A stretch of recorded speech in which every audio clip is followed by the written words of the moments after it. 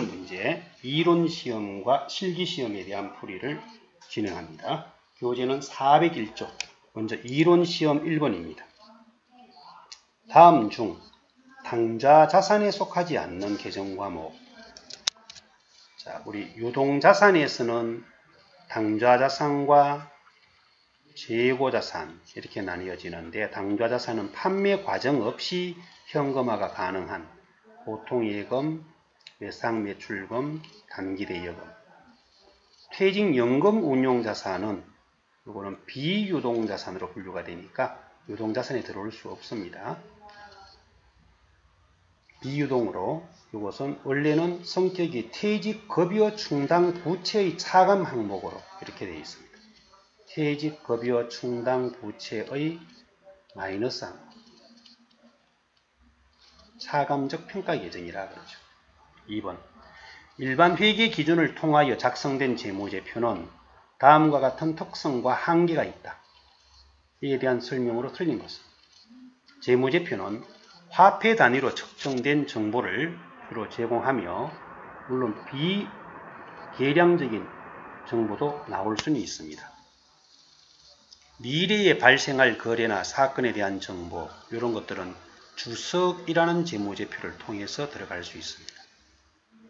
추정에 의한 측정치가 포함되죠.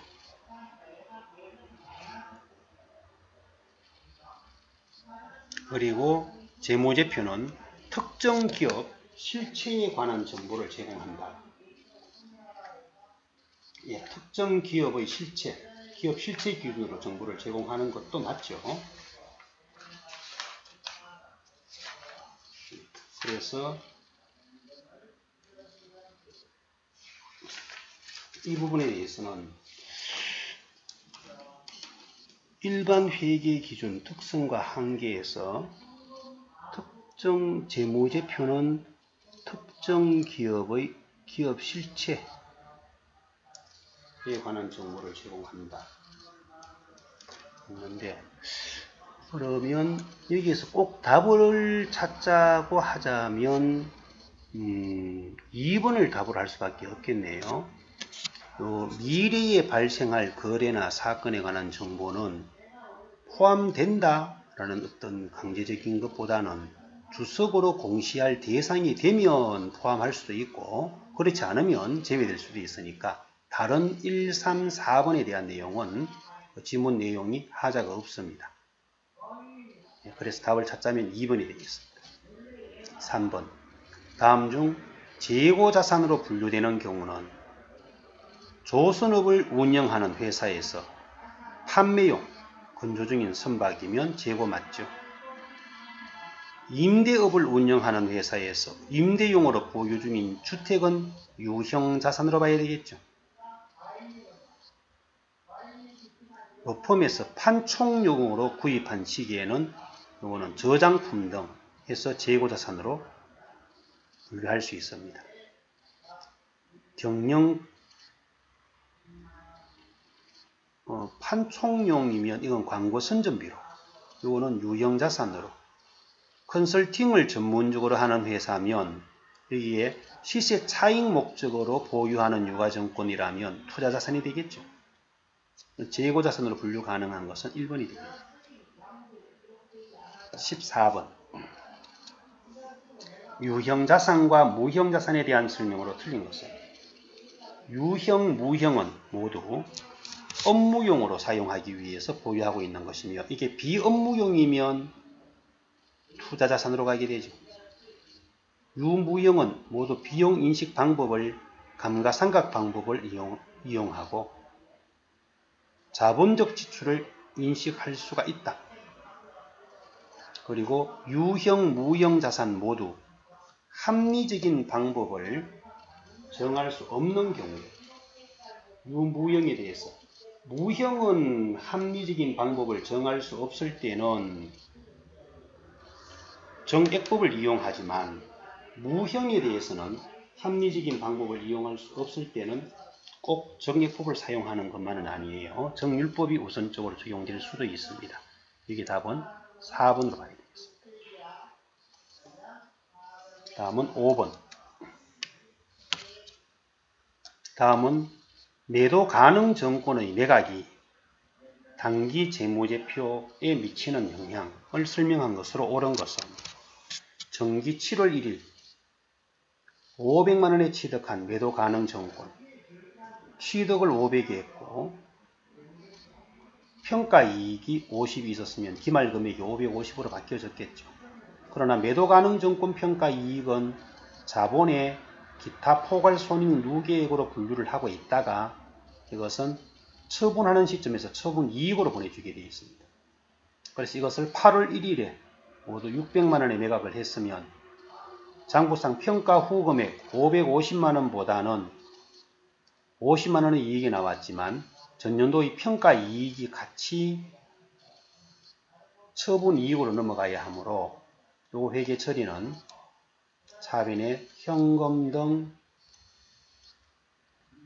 600이 들어오고 대변에 매도 가능 정권 550, 매도 가능 정권 평가이익이 50이 없어지면서 처분이익으로 100이 되어야 합니다.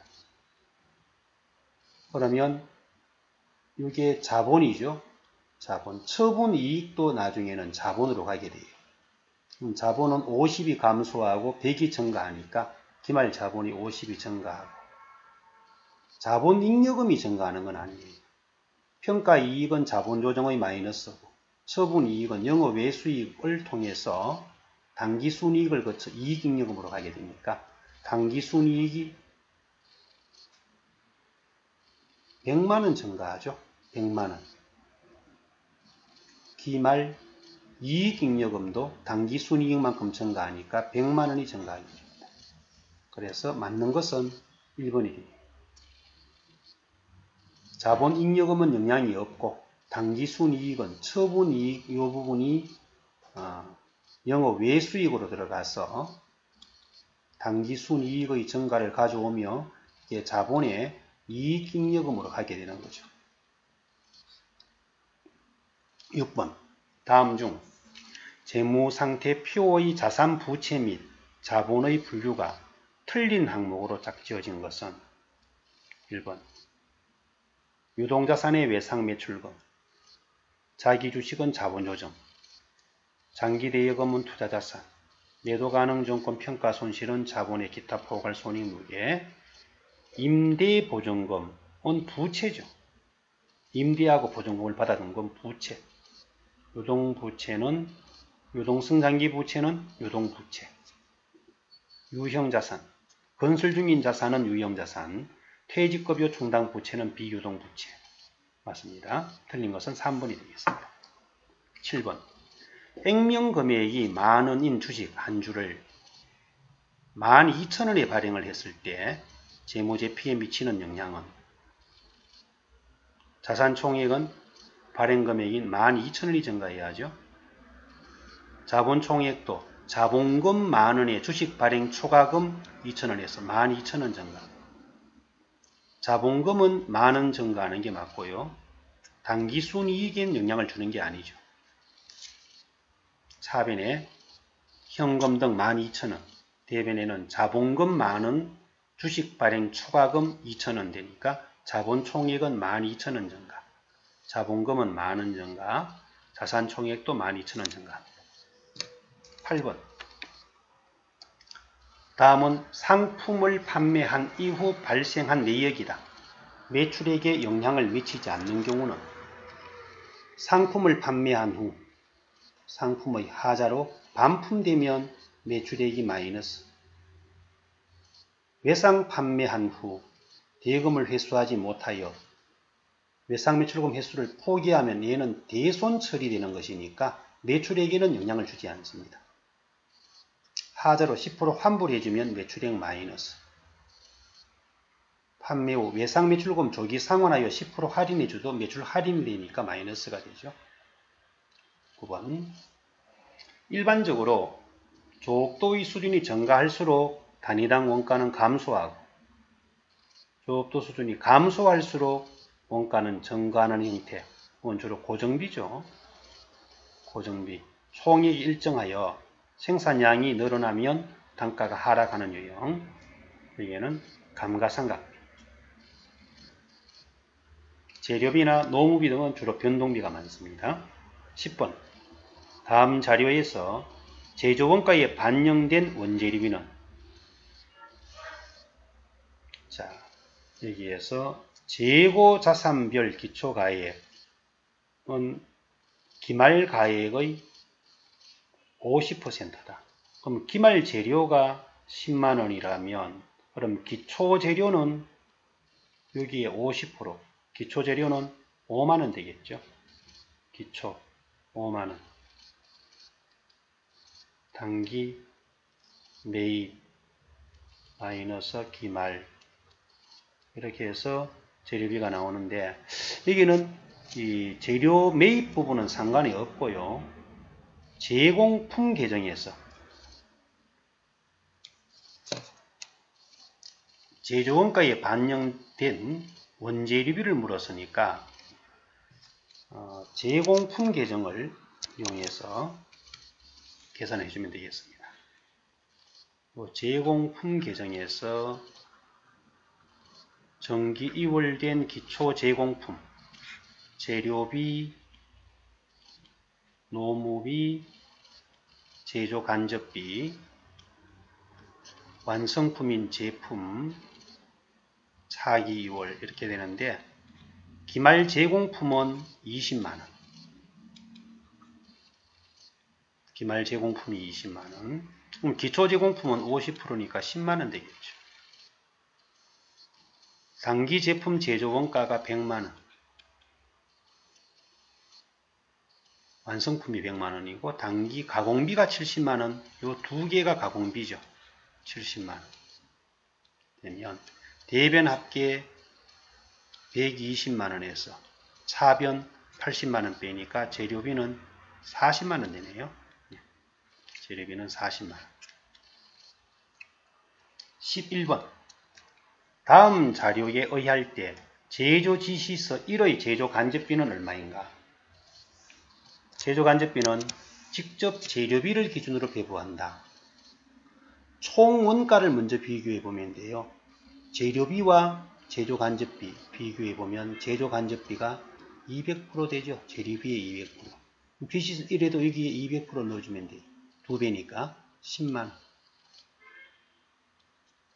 12번 종합원가 계산에 대한 설명 중 틀린 것은 동종 제품의 연속 대량 생산 체제에서 사용하고 정유업, 제분, 철강, 제지, 화학품 제조업 등에서 주로 사용하는 방법입니다. 종합원가는 기말 제공품 평가가 상당히 중요하죠. 지시서별 원가를 짓게 하는 유형은 이곳은 개별 원가 계산이 되겠습니다. 개별 원가 계산에 비해서 정확성은 낮지만 대량 생산 체제에 적용하기 쉬운 장점이 있다. 13번 개별 원가 계산을 적용하기에 가장 적합하지 않은 것은, 자, 주문 생산 방식이 제조 개별 원가니까, 휴대폰 같은 경우는 대량 생산 체제죠. 여기는 종합 원가 계산 방식이 맞습니다. 14번 부가가치세법상 공급 시기는 3월 1일에 주문받았고 3월 31일에 대금을 전액 수령하고 세금 계산서를 발급했고 4월 3일에 인도했으면 인도가 공급 시기가 됩니다. 이건 3월 31일은 선세금 계산서로서 지금 과세 표준으로서 신고를 들어가는 기준점은 3월 31일이 됩니다. 그리고 이제 실제 공급한 날짜는 4월 30일이 되니까 여기서 요구한 것은 부가세법상의 과표로 들어갈 공급 시기를 묻는 거죠. 그러면 세금 계산서 작성 연월일 기준이에요. 그럼 2번. 회계상에서의 매출 기준은 4월 3일 인도 기준이에요. 4월 3일은 회계 기준. 에서는 4월 3일. 15번. 부가가치세법에 의한 재화나 용역의 공급 시 적용되는 세율이 다른 하나는 일반 과세 사업자가 면세 사업자에게 공급하더라도 이것은 세율은 10%. 간이과세자가 비사업자인 개인에게 10% 적용되는 것으로 가정합니다. 일반 과세사업자가 구매 확인서에 의해서 하면 영세율이죠. 일반 과세사업자의 폐 없이 남아있는 재고도 10%. 그래서 3번은 영세율이고 나머지는 다 과세 대상으로 되게 됩니다. 다음은 실기실습에 들어가겠습니다.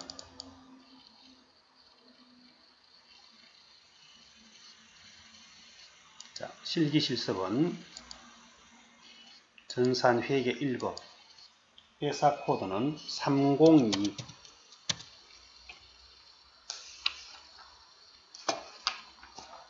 교재 내용으로는 404쪽입니다. 동서남북의 자료로서 물음에 답하라. 문제 1번. 다음은 기초정보관리에 대한 자료이다. 각각 요구사항에 대하여 답하시오.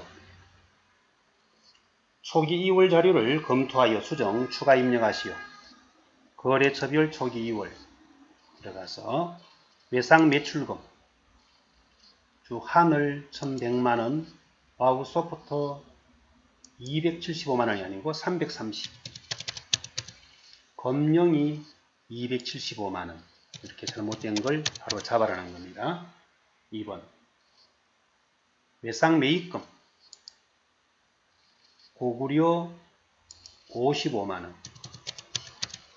백제 495만원, 그리고 신라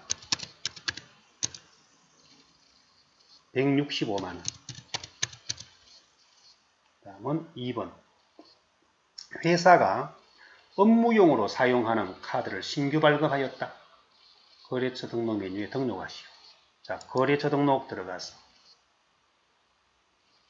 여기는 신용카드사니까 일반 거래처가 아니고 신용카드 거래처로 가서 거래처 번호 99800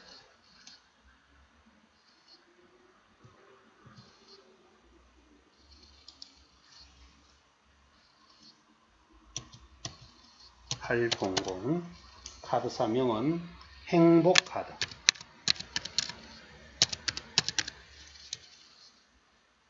유형은 매입. 매입일 때는 카드 번호 등록이 주죠. 카드 매입 번호 1234 5678 9000. 유형은 사업용 카드 해주시고. 3번. 다음 내용을 참고하여 제조원가에 해당하는 계정 과목을 추가 등록하시오. 여기는 계정 과목 적용 등록에 가서 540번. 예, 소모 공구비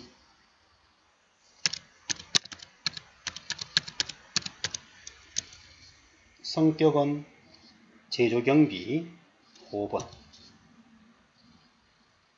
그리고 현금 적용 1번에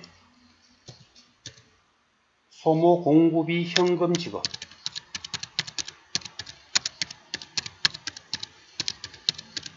이렇게 해서 기초정보 정리가 다 됐습니다. 다음은 문제 2번. 일반점표 정리에 들어가 보겠습니다.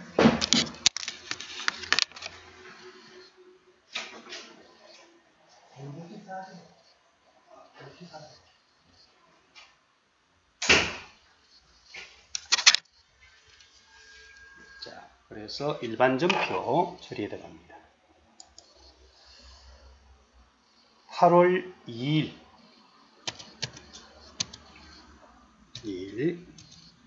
영업부 건물에 대한 재산분 주민세 38만원. 이것은 세금과 공과금 처리합니다. 4번에 세금과 공과금. 영업부니까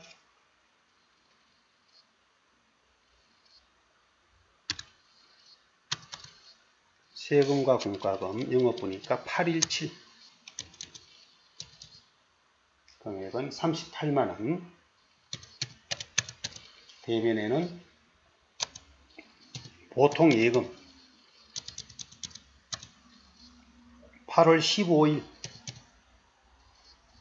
회사는 생산직 A의 퇴직금 5천만 원을 보통 예금에서 지급하였다. 원천징수는 고려하지 않는다. 그런데 퇴직급여 충당 부채 잔액이 7천이 있으니까 퇴직급여 충당 부채로 대체 가능하죠. 차변에 퇴직급여 충당 부채 5천만 7천 중에서 5천을 사용하는 겁니다. 대변에는 보통 예금. 다음은 8월 27일 청나라로부터 상품을 주문하고 계약금으로 300만 원을 당좌예금에서 지급하였다. 계약금 지급한 것은 차변에 선급금 이건 300만 원, 대변에는 당좌예금. 그때 선급금에는 반드시 거래처 표기가 들어가야 됩니다. 청나라. 다음은 9월 20일. 9월로 바꿔주시고 9월 20일 대표이사 개인 소유의 토지를 무상으로 이전받았다. 그러면 차변에는 토지 시가로 갑니다. 5천만 원. 대변에는 재산을 기증받은 거죠. 자산 수정이익 5천만 원. 다음은 10월 15일.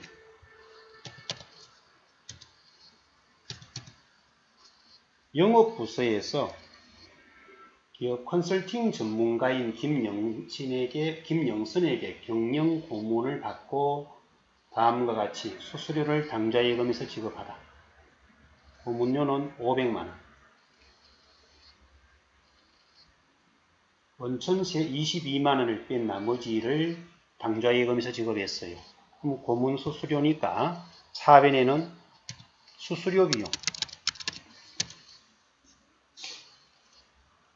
자, 고문료 같은 경우는 영업 외 비용으로 처리하라는 별도의 단서가 없으면 831 수수료 비용을 사용해 주시면 되겠습니다. 금액은 500만 원. 그리고 대변에는 원천 징수된 것은 예수금 22만 원. 나머지는 당좌예금 478만 원. 대변에 당좌예금 478만 원. 이렇게 해서 이 세 개가 연결되어서 하나의 전표로 들어가야 합니다. 다음은 11월 1일.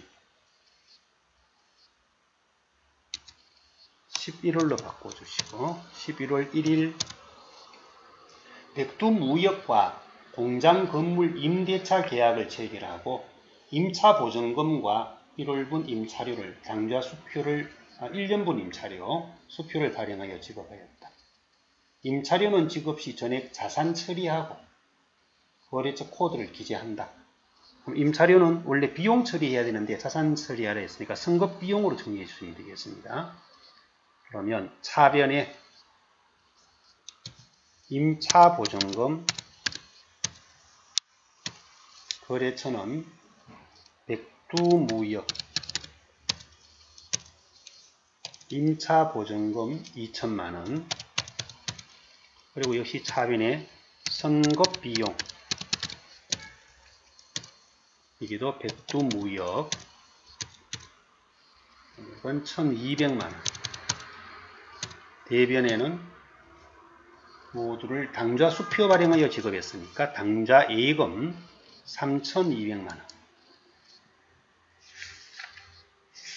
다음은 문제 3번. 매입 매출전표 입력입니다. 먼저 9월 15일 주 소봉에 제품 2천만원을 공급하고 전자세금 계산서를 발급하였다. 대금 중 500만원은 안동이 발행한 수표로 돼서 받고 잔액은 3개월 후 어음을 받았다. 둘 다 받을 어음인데 거래처가 서로 달라요. 그럼 매출의 과세 제품 금액은 2천만원에 200만원. 거래처는 소봉, 전자여, 분계는 혼합. 대변에 부가세 예수금 제품 매출됐고, 사변에 받을럼 첫 번째 거래처는 안동. 이 발행한 어음으로 받아온 게 500만원. 나머지는 역시 차변에 받을럼 소봉이 발행한 어음으로 받아온 게 1700만원. 이렇게 들어가면 되겠습니다. 9월 26일 영업부에서는 전자세금 계산서 발급용 공인인증서를 소망은행에서 신청하고 수수료 4,400원 부가세 포함 보통기금에서 이체하고 전자세금 계산서 수취했다. 소망은행을 자 그러면 이것은 매입의 과세죠. 매입의 과세 수수료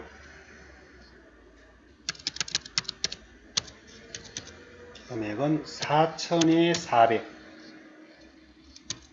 거래처는 소망은행.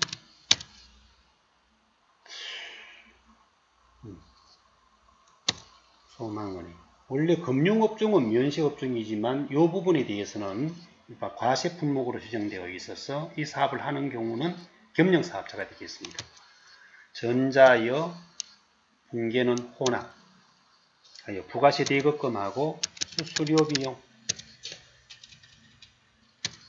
831로 가주시고 대변에는 보통예금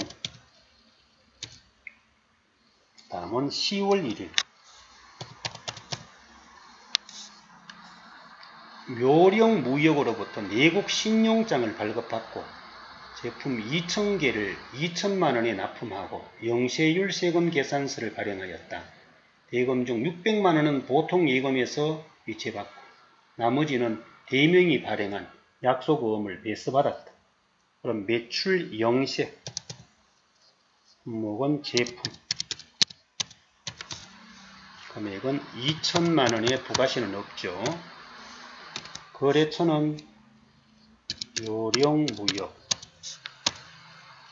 영세율 전자여하고 영세율 구분은 3번 내국 신용장 구매 확인서에 의한 공급 분계는 혼합입니다. 대변에 제품 매출되고 차변에는 보통 예금 600만원하고 나머지는 받을러음은 대명이 발행한 것을 배서 양도받아 왔으니까 거래처가 대명으로 이렇게 바뀌어져야 합니다. 받을러음의 거래처는 대명으로. 다음은 10월 26일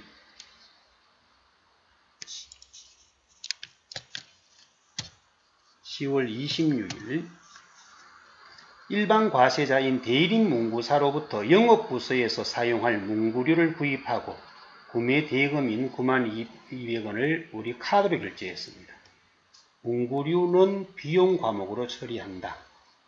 소모품비로 아니면 사무용품비로 하면 되겠죠.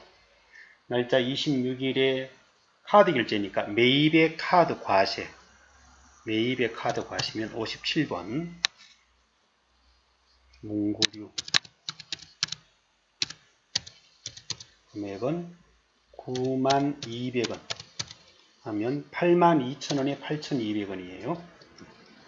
거래처는 대림문구사. 전자와 상관없고 신용카드사는 우리카드. 분계는 4번 카드에서 미지급금하고 차변의 부가세 대급금, 원재료가 아니라 사무용품비. 영업부니까 800번대가 됩니다. 다음은 11월 20일.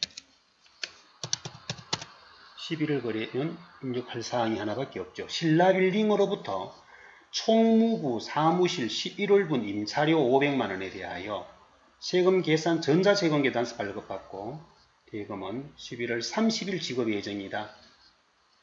본 문제에 있어 과세 면세를 경영하는 사업자로서 면세 비율이 10% 이상으로 가정한다.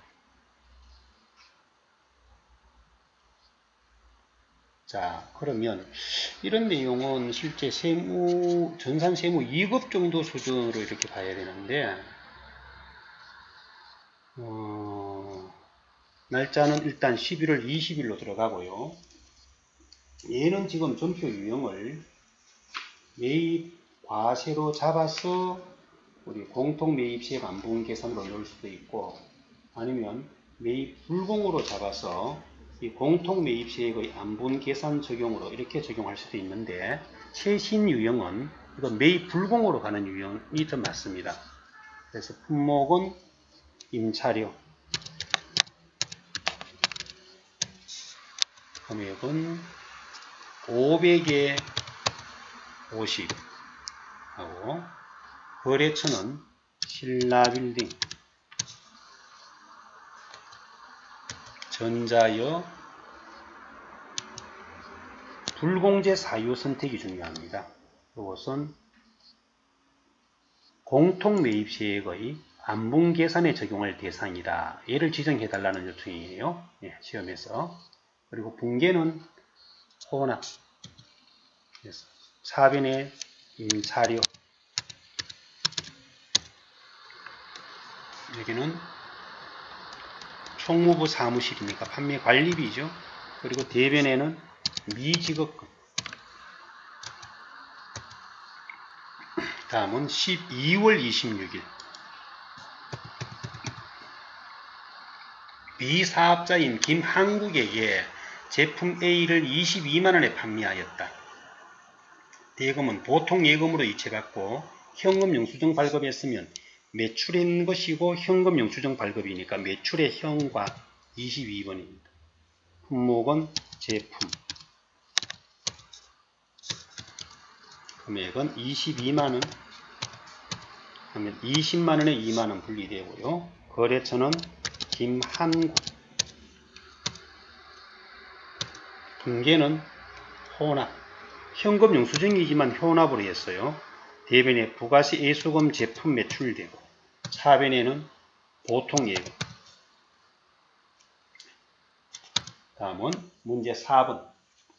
일반 전표 입력 및 매입 매출 전표 입력 메뉴에 입력된 내용 중에 오류가 발견되었다. 보통 예금에서 지출된 금액은 금강재화에 대한 미지급금, 일반 전표 입력 10월 21일로 들어가서 금강재화에 대한 미지급금, 이것은 보통 상사에 대한 외상 매입금 지출이다. 미지급금이 아니라 외상 매입금이며,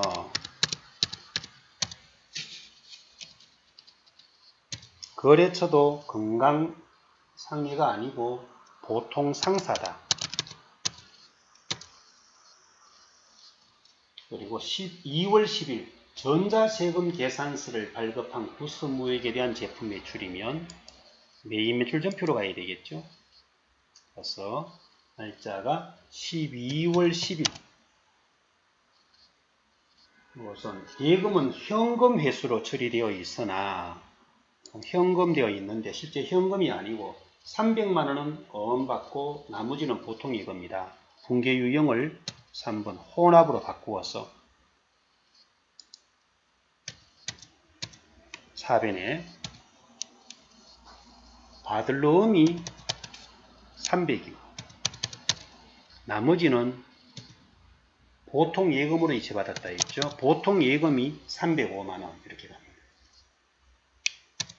문제 5번. 결산정리사항. 이거는 12월 31일 일반전표에서 수동결산 자료를 먼저 정리합니다. 결산일 현재 소모품 장부 잔액은 1650만원이나 실제는 1590만원으로 확인되어 이 차이는 공장 재료 부문에서 사용한 것으로 판명되었다. 험수로 입력하지 말라. 그럼 4번에는 소모품비 공장분이죠. 소모품비로 보내줍니다. 소모품비 530 소모품비 사이가 60만원. 대변에 소모품 60만원. 외상 매입금 계정에는 거래처 ABC에 대한 외화 외상 매입금 500만원 5천불인데 기말 현재 적용 환율은 1100원. 그러면 5천불에 1100원이면 550만원이 되어서 부채가 50만원 증가해요. 그럼 4번에는 외화 환산 손실. 갚을 돈이 늘어나면 손실이죠. 50만원. 그리고 대변에는 외상 매입금. 이건 거래처 표기해 줘야 되겠죠. ABC. 이렇게 해서 됐고, 다음 3번은 매출 채권에 대한 대손실 증언 자동 결산을 이용해 주시면 됩니다. 결산 자료 입력 1월에서 12월 들어서 대손 상각 들어가서 율을 확인해 주시고 1%. 외상 매출금과 받을 어음에 대해서 설정하라는 단서만 나와 있으니까 다른 과목에 대한 적용부는 지워줍니다. 그래서 결산 반영 하여 전표 추가까지 해줘야지 정리가 완료된 게 되겠습니다. 다음은 문제 6번. 6월 30일 현재 외상 매입금이 있는 거래처 중 잔액이 가장 적은 거래처. 여기는 거래처 원장 들어가면 되겠죠. 잔액. 근데 6월 30일 현재예요. 계정 과목은 외상 매입금. 거래처는 처음부터 끝까지 페이지 다운 들어가서 끝까지. 외상 매입금 잔액이 가장 적은 거래처는 50만원, 2300번 주 청주 무역에 대한 잔액 50만원입니다. 다음은 2번. 부가가치세 예정기간에 정진상회로부터 발급받은 매입세금 계산서 매수. 그러면 이것은 매입세금 계산서 합계표로 가지면 되겠죠. 부가가치세에 가서 부가가치로 가서 세금 계산서 합계표. 일기 예정 1월에서 3월 예정 신고의 매입 정진상사에서 받은 것이라 했나요? 정진상사. 정진상회네요. 정진상회 6매에 1200만원에 120만원. 6매에 1200만원. 다음은 3번. 3월의 판매관리비 중에서 금액이 가장 큰 계정 과목. 3월 집계표를 보려면 월계표. 월계표로 가서 3월분만 해주시면 판매관리비 중 그랬죠. 판매관리비는 밑에 내려오시면 급여부터 수수료 비용까지 있는데 이 중에 금액이 가장 큰 계정 과목은 급여 840만원이 제일 크죠. 이게 합계 금액을 보고 판단합니다. 급여 840만원. 계정 과목명은 급여. 코드 번호를 확인하라고 하면 더블 클릭해서 801 급여 이렇게 찾아주시면 되겠죠. 이로써 2회차 풀이 설명을 마치겠습니다.